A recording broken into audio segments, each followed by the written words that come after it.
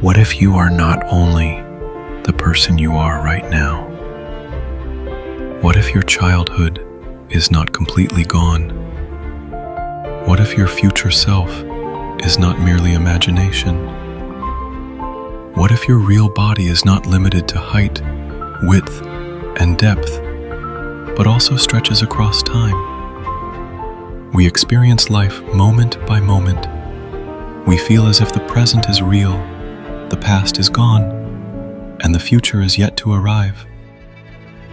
But physics and philosophy have both asked a deeper question.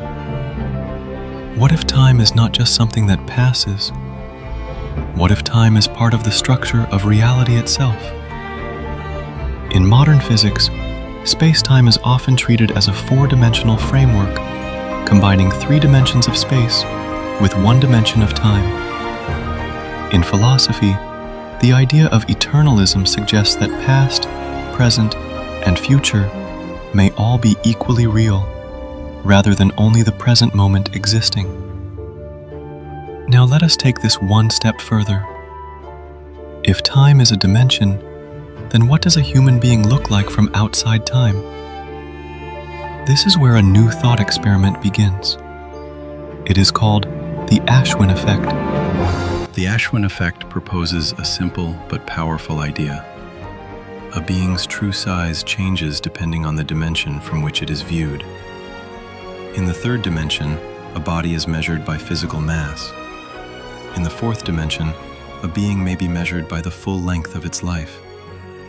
In the 5th dimension, a being may be measured by all possible timelines it could live. And in the 6th dimension, all separate possibilities may move toward a final unity, a singularity of existence. This is not a claim of proven science, it is a philosophical model, a way to imagine the human self not as a single moment, but as a larger structure spread across time, choice, possibility, and consciousness. The central idea is this: you are not only a body passing through time, you may be time taking the shape of a body. In the 3rd dimensional world, we understand size through space. A person is tall because the body extends upward. A body is broad because it occupies more width. A larger organism has more mass, more cells, more tissues, and more physical volume. So in 3D, size is connected to matter. More physical structure means a larger body. This is the world we are familiar with. But this world gives us only one slice of reality. You see yourself as you are now. You do not physically see your 5-year-old body. You do not physically see your 70-year-old body. You only see your current time slice. But does that mean the other stages of your life have no existence at all? Or are they simply hidden from your current perspective? To understand the next idea, imagine a 2-dimensional creature living on a flat sheet of paper. That creature can move left and right, forward and backward, but it cannot understand height. If a 3-dimensional object passes through its flat world, the 2D creature would only see slices. It would never see the full object. Now apply the same logic to us. We are 3-dimensional beings. We experience height, width, and depth. But when it comes to time, we only experience one moment at a time. Maybe this is because we are seeing slices of a larger 4-dimensional structure. In relativity, an object moving through space-time can be described using a world line, the path that object traces through space-time. Minkowski space-time gives physics a mathematical way to combine space and time into one 4-dimensional framework. Now imagine not just the world line of a particle, but the full life of a person. Birth, childhood, teenage years, adulthood, old age. From inside the life, these feel like separate stages. From outside time, they may look like one connected structure. This is where the thought experiment becomes powerful. In the fourth dimensional view, a human being is not just a body in space. A human being becomes a time body. The person is not only what exists now, the person is the entire span from birth to death. In 3D, a larger body has more physical mass, but in 4D, a larger being may have more temporal extension. A person who lives for 90 years would form a longer four-dimensional body than a person who lives for 20 years. Not because they are physically taller, but because their existence stretches further through time. This is one of the main principles of the theory. In 3D, size is created by mass. In 4D, size is created by lifespan. Every moment lived becomes part of the body. Every breath adds length. Every experience adds structure. Every decision creates shape. The child is not erased. The adult is not separate. The old person is not a different being. They are all sections of the same four-dimensional organism. Just as your hand, heart, and brain are parts of your 3D body, your childhood, adulthood, and old age may be parts of your 4D body. Think of a loaf of bread. If you look at one slice, you see only one part of the loaf. That slice is real, but it is not the whole loaf. Our present moment may be like one slice. We feel this slice intensely because our consciousness is focused here, but the entire loaf may be the complete life. In this view, the present is not the whole self. The present is only the point where awareness is active. Your childhood may be another slice. Your future may be another slice. Your final moment may be another slice. Together, they form one complete time body. This is similar in spirit to the philosophical idea of the block universe, where the whole of space-time can be imagined as one complete structure rather than a flowing stream. Eternalism, a related philosophical view, says past, present, and future all exist in some sense. But this theory adds a new metaphor. If space-time is the block, then a life is not just a line inside it. A life is a body stretched through it. Now we come to one of the most important ideas, the wobbling of time. Clock time looks straight. 1 second follows another. 1 day follows another. But human consciousness does not experience time so neatly.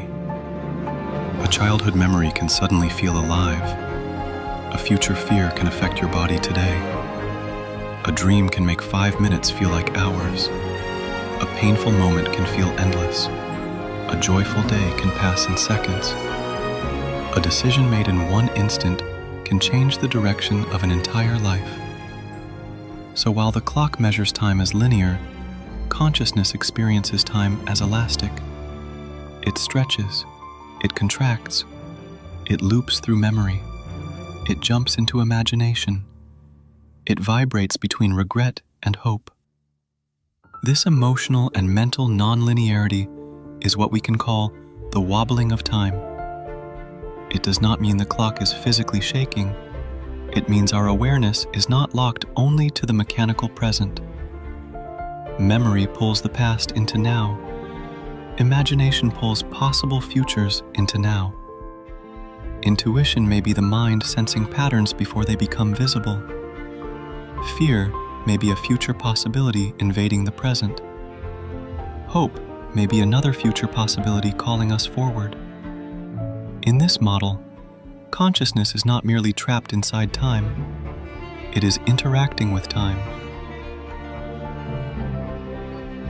If the fourth dimension contains one complete life, what might the fifth dimension contain? This theory imagines the fifth dimension as the field of possible lives. In one timeline, you make one decision. In another, you make a different decision. In one version, you start a company. In another, you become a researcher. In another, you move to a different country. In another, you choose a different relationship. In another, one small decision changes everything. In daily life, we experience only one path, but we are constantly surrounded by unrealized possibilities. Every choice cuts away one future and activates another. The fifth dimensional idea is this: what if all possible timelines of a person form one larger body? This becomes the next principle. In 3D, the body is made of matter. In 4D, the body is made of time. In 5D, the body is made of possibilities. A fifth dimensional being would not only contain one life, it would contain all possible lives. One timeline would be like one cell. One universe would be like one organ. One version of the person would be like one limb. The full being would be the total field of all possible existences. This connects loosely with the spirit of the many worlds interpretation of quantum mechanics, where different possible outcomes are described as existing in branching worlds. Hugh Everett first proposed the relative state formulation in 1957, later popularized as many worlds, though it remains an interpretation of quantum mechanics, not a settled fact about everyday human choice. The theory we are exploring does not claim to prove many worlds. It uses the idea as inspiration. It asks, if possible worlds exist, what would the complete self look like across them? Imagine a being that can feel every possible version of itself.